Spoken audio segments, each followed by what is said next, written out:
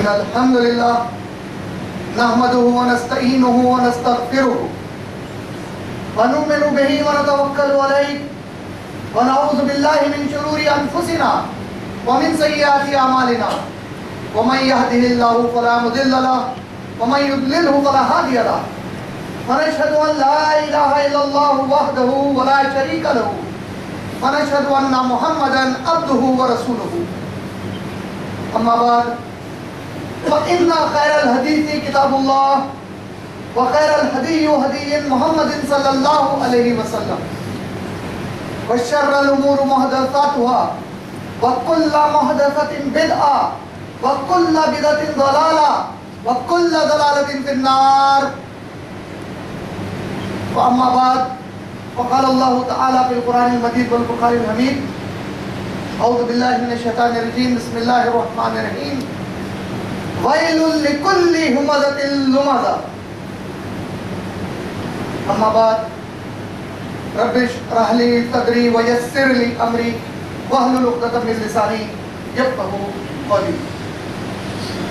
میرے تمام محترم مصلیان مسجد کا میں اسلامی طریقے سے استقبال کرتا ہوں. السلام علیکم ورحمۃ اللہ وبرکاتہ. ماشاءاللہ میں نے جس آیت شریف کی اس خطبہ مسنونہ کے بعد تلاوت کی وہ قرآن مجید کے 104 نمبر کے سورہ ہمزہ کی پہلی آیت تھی. اور انشاءاللہ میں اپنے آج کے اس خطبے میں ایک ایسے موضوع پر آپ لوگوں کے سامنے گفتگو کروں گا جو آپ کے اور ہم سب کے لیے اور خود میرے لیے یاد دہانی اور نصیحت رہے گی کہ ہم ماشاءاللہ اللہ سبحانہ و تعالیٰ سے بے تحاشا محبت اور پیارے نبی کریم صلی اللہ علیہ وسلم سے بے تحاشا محبت اور اس محبت کے ضمن میں ہم ہماری زندگی میں بڑی کوشش کرتے ہیں کہ اللہ کی عبادت ہمارے پیارے رسول کریم صلی اللہ علیہ وسلم کے طرز پر ہو. اور اس کے لیے ہم کئی عبادتیں کرتے ہیں لیکن انجانے طور پر شاید کبھی کبھار ہمارے اپنے نفس کی وجہ سے اور کئی مرتبہ شاید شیطان کو یہ گوارا نہیں ہوتا کہ ایک اللہ کا بندہ بالکل عین قرآن و سنت کے مطابق عمل کرے. اور جب وہ بندہ اس عمل پر لگ جاتا ہے تو شیطان اسے ایک ایسے راستے سے اس کے عمل کو ضائع کرنے کا ذریعہ بناتا ہے کہ یہ بندہ انجانے طور پر اتنے تمام عمل جو اس نے بڑی مصیبت سے صحیح علم حاصل کر کے بڑی جستجو سے بڑے ہی کوششوں اور تابشوں کے بعد نبی کریم صلی اللہ علیہ وسلم کی فتنوں والے دور میں جہاں پر بے شمار خرافات بدعات ہیں ان میں سے چھان کر بڑی زبردست جستجو سے سنت والے عمل کو اپناتا ہے. اور اس کے باوجود قیامت میں اللہ حفاظت فرمائے کہ ایک ایسا عمل وہ کرتا رہتا ہے جس کی وجہ سے اس کے یہ سارے اعمال اللہ اس کے اوپر پھینک دے گا. تو اس بات کی انشاءاللہ میں اپنے آج کے خطبے میں نصیحت کروں گا کہ وہ کون سی ایسی چیز ہے, وہ کون سا ایسا عمل ہے جس کی وجہ سے ہمارے تمام اعمال قیامت میں اللہ حفاظت فرمائے کہ ضائع کر دیے جائیں. میں نے جس آیت کی تلاوت کی جیسے میں نے بتایا سورہ نمبر 104 قرآن مجید کا سورہ ہمزہ کی آیت نمبر 1 تھی جس میں اللہ سبحانہ و تعالیٰ نے فرمایا وَيْلٌ لِكُلِّ هُمَزَةٍ لُمَزَةٍ. ویل عربی میں ویل کہتے ہیں لعنت ہے, بربادی ہے, تباہی ہے, ختم ہو گیا, کچھ باقی ہی نہیں رہا, خلاش, بالکل مفلس, ایسی شکل کو ویل کہتے ہیں. ویل ویل ہے اس شخص کے اوپر. کس شخص کے اوپر؟ جس نے نماز نہیں پڑھی یہ نہیں کہا, جس نے روزے نہیں رکھے یہ نہیں کہا, جس نے زنا کیا یہ نہیں کہا, جس نے چوری کی یہ نہیں کہا, جس نے جھوٹ کہا یہ نہیں کہا, بلکہ کہا لعنت ہے, برباد ہو گیا وہ شخص. لعنت بھیج دی گئی اللہ کی طرف سے, طے ہے اس کے اوپر لعنت جو دوسروں کی برائی اس کے پیٹ پیچھے کرتا ہے.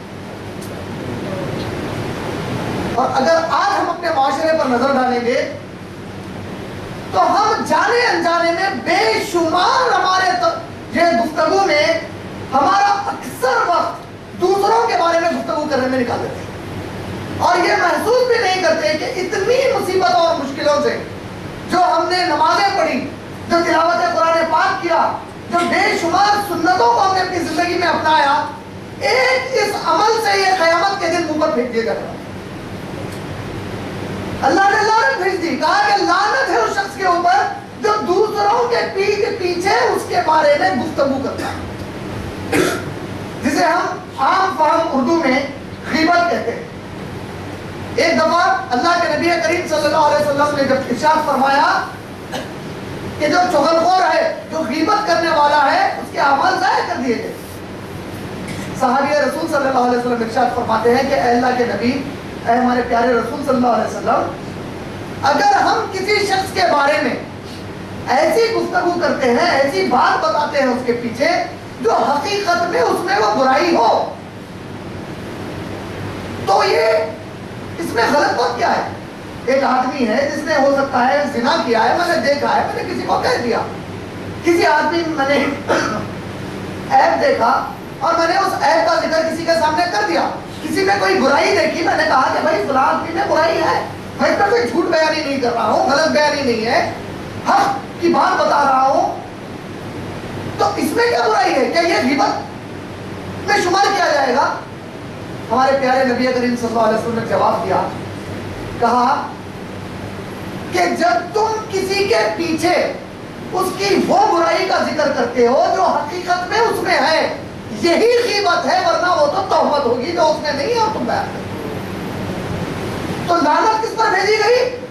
پیٹھ پیچھے کسی مسلمان بھائی کے بارے میں اس عیب کا ذکر کرنا جو مسلمان بھائی میں پایا جاتا ہے، اس کے پیٹھ پیچھے کرنا، یہی غیبت ہے، کہا نبی کریم صلی اللہ علیہ وسلم۔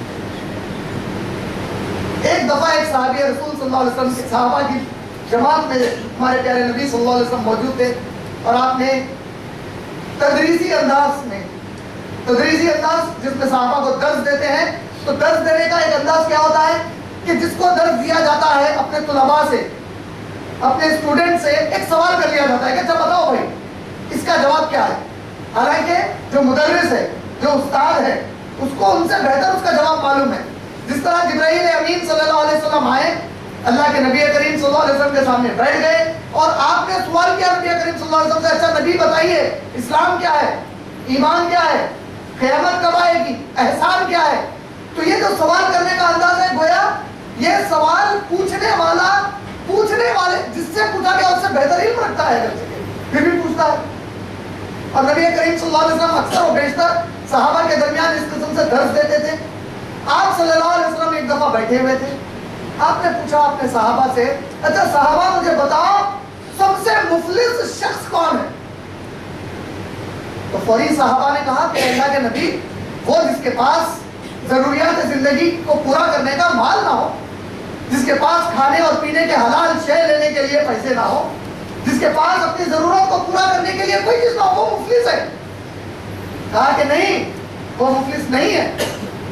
پھر اللہ کے نبی صلی اللہ علیہ وسلم سے صحابہ نے پوچھا، اے ہمارے پیارے آقا آپ صلی اللہ علیہ وسلم، آپ بتائیے ہمیں مفلس کون ہے؟ اب اللہ کے نبی کریم صلی اللہ علیہ وسلم نے اس کا بڑا طویل جواب دیا، کہا کہ اے صحابہ، جب میدان محشر قائم کر دیا جائے گا، جب قیامت واقع ہو جائے گی اور تمام اللہ کے بندے اللہ کے آگے اپنے حساب اور کتاب کے لیے جمع کرتے ہیں، ایسے میں ایک بندہ اللہ کے نزدیک جمع ہوگا، اللہ کہے گا فلاں ابن فلاں، تیری یہ جو نیکیاں ہیں یہ تو اتنے بڑے پہاڑوں کی مانند ہے، تو لہذا ان نیکیوں کو دیکھتے ہوئے تو تجھے جنت میں داخل کرنے والا ہوں۔ اور فرشتوں سے کہا جائے گا کہ فلاں ابن فلاں کی نیکیاں اتنی زیادہ ہیں، جاؤ اسے جنت کی طرف تھوڑا لے جاؤ۔ اب فرشتے اسے جب جنت کی جانب لے جا رہے ہوں گے، اللہ کے نبی کریم صلی اللہ علیہ وسلم نے جواب دیتے ہوئے کہا صحابہ کا کس سوال کا کہ تم میں مفلس کون ہے؟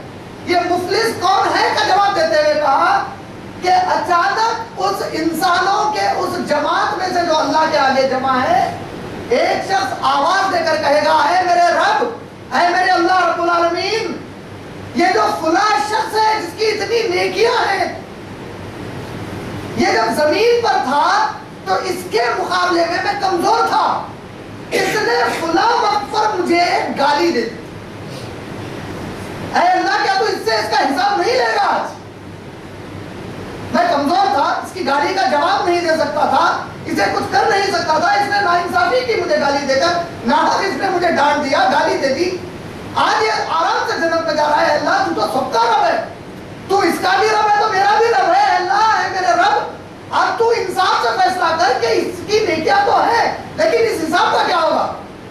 اللہ کے نبی کہتے ہیں صلی اللہ علیہ وسلم، اللہ رب العالمین فرشتوں کو آواز دے کر کہیں گے تھوڑا رکو، اور اس نیک پہاڑ جیسی نیکیاں رکھنے والے بندے کو اللہ کہے گا کیا یہ بات سچ ہے کہ تو نے کہا تھا، اگرچہ کہ اللہ سب سے بہتر جانتا ہے صحیح اور غلط۔ وہ بندہ اس وقت تو انکار کر ہی نہیں سکتا، بندہ کہے گا ہاں اے اللہ میں نے ایسا کیا تھا۔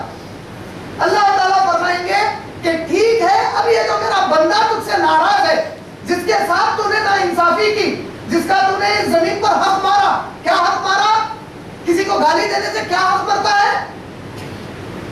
آپ نے کسی کو اگر گالی دی تو کیا اس کا پیسہ کھا گیا؟ نہیں کھایا۔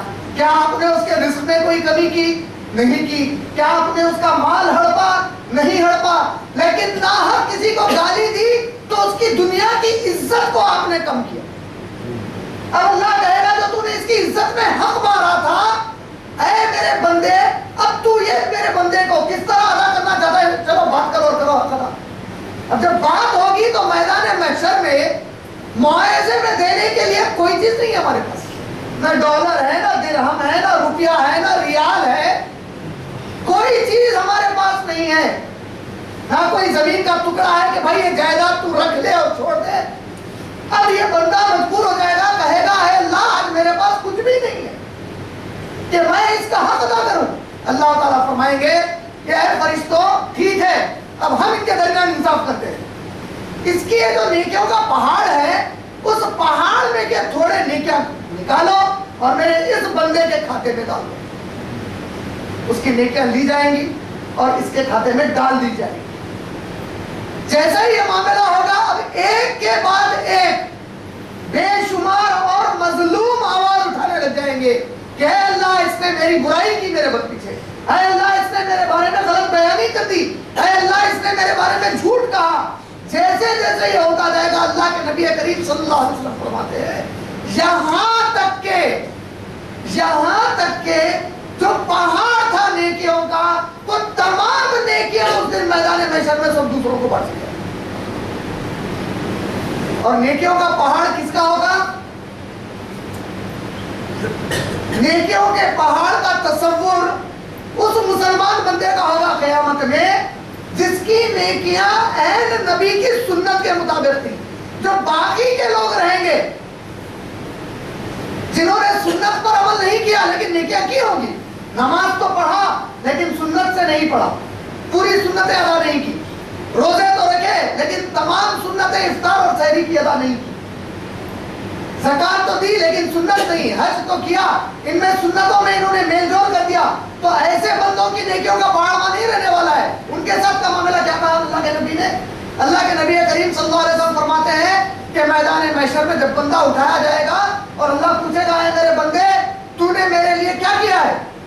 بندہ کہے گا اے اللہ میں تیری عبادت کرتا رہا ہوں، اور اچانک اللہ کے نبی کہتے ہیں اس بندے کے پاس سے اس کی نماز ایک شکل میں نکل کر آئے گی، کہے گی اے اللہ میں تیرے اس بندے کی نماز جو ہے پڑھا کرتا تھا بڑی پابندی سے۔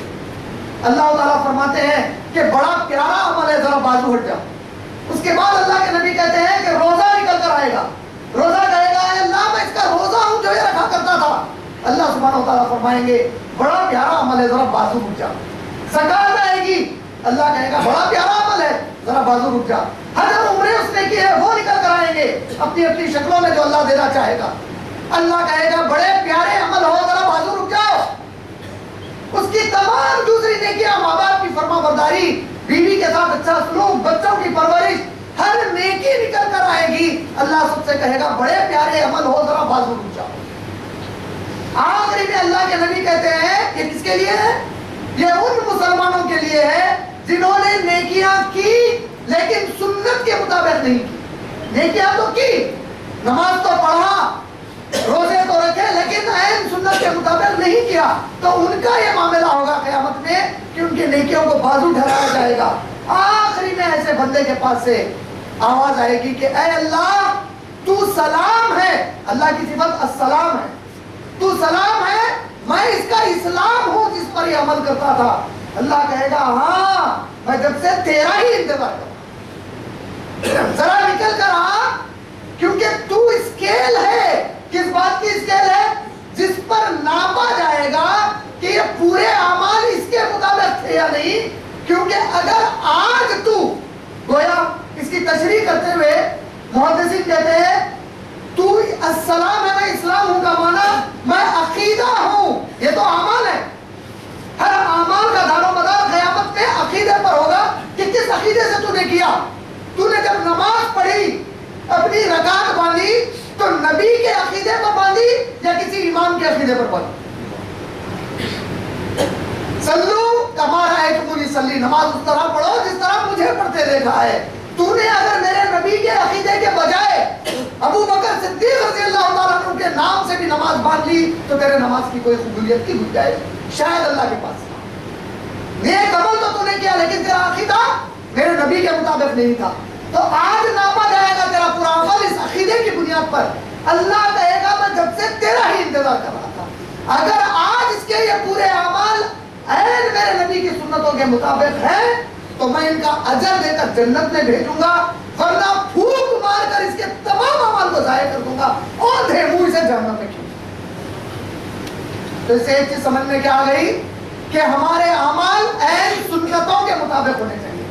अब जो लोग सुन्नत के मुताबिक अमल करते हैं, उनके जो नेकी के पहाड़ ठहरेंगे, अगर उन्होंने इतनी तमाम नेकियों में कभी गीबत की, किसी का हक मारा, चुगलखोरी की, तोहमतें बांधी, तो उसका हशर बताते हुए नबी करीम सल्लल्लाहु अलैहि वसल्लम फरमाते हैं कि उसके तमाम नेकियां उस नेकी के पहाड़ से निकालकर सब में बांट दी जाएंगी।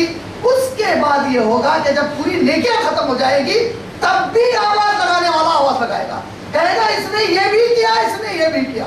अब अल्लाह ताला पूछेंगे कि देख तेरी जितनी नेकियां थी मैंने दे दी, अब तेरे पास तो नेकियां भी बाकी नहीं है यहाँ पर। अब जब तेरी नेकियां ही बाकी नहीं है, फिर भी तेरे ये लोग सवाल करने वाले बाकी रह गए, अब क्या करेगा? बंदा कहेगा है अल्लाह मेरी तो कुछ समझ में नहीं आ रहा, मैं क्या करूं? अल्लाह कहेगा चल ये भी फैसला मैं ही करता हूं। अल्लाह के नबी कहते हैं उसके बाद अल्लाह कहेगा कि जब इसकी नेकियां खत्म हो जाएगी, मांगने वाला जब कुछ इससे हक मांगेगा, नेकियां भी इसके पास नहीं, अल्लाह कहेगा कि इस बंदे की बुराइयां निकाल के इसके खाते में डालना और उसकी बुराइयां निकालकर इसके खाते में डालना शुरू किया जाएगा, यहां तक कि इसको जहन्नम की आग में नसीब किया जाएगा और बाकी के बरी हो जाएंगे। ये पूरा बयान करके अल्लाह के नबी कहते हैं कि साहबा ये मुफलिस वो नहीं जिसके पास दिनार और दिरहम ना हो, मुफलिस वो नहीं जो दिन में एक बार खाता हो या 3 दिन में एक बार खाना नसीब हो। मुफलिस वो है जिसने बड़ी मुश्किलों से इतनी इबादतें करके नेकियां जमा की, लेकिन गीबत किया दूसरों की चुगली की, तो ये वो शख्स है जब इसके पूरे अमाल बर्बाद कर दिए जाएंगे, इतनी मेहनतें और इतनी मशक्कतें दुनिया की बर्बाद करके, ये उसके बावजूद भी जहन्नम में खींचा जाएगा। ये असल मुफलिस है, असल गरीब ये है जिसने सब कुछ रख कर भी उसका कुछ फायदा पाने की। ये हमारे लिए हदीस एक बड़ी नसीहत है। क्या नसीहत है कि इतने अमाल जो हम करते हैं, इसमें हम गौर तलब करना चाहिए कि जो हम लोग दूसरे मुसलमानों के बारे में या दूसरे इंसानों के बारे में पीठ पीछे बुराई करते हैं, ये बुराई हमको किस तरह बर्बाद कर सकती है, ये बुराई किस तरह हमारे नेकियों को खत्म कर सकती है। क्योंकि पीछे बुराई करने का मतलब कुरान में सूरह हुजुरात में अल्लाह सुब्हानहू व तआला ने आयत नंबर 8 से लेकर जब आप आयत नंबर 11 तक पढ़ेंगे, क्या कहा? तुम लोग कैसे दूसरों की पीठ पीछे बुराई करते हो? क्या तुम गवारा करते हो कि तुम्हारा सगा भाई मुर्दा पड़ा रहे और तुम उस मुर्दे भाई का गोश्त खा लो? कोई मुसलमान, कोई इंसान, मुसलमान ही नहीं कोई इंसान یہ کبھی گوارا کر ہی نہیں سکتا کہ اس کے مردے بھائی کا وہ گوشت کھائے. اللہ کہتے ہیں کہ جب تم پیٹھ پیچھے برائی کرتے ہو گویا اللہ کی نظر میں تم اپنے سگے مردے بھائی کا گوشت کھائے.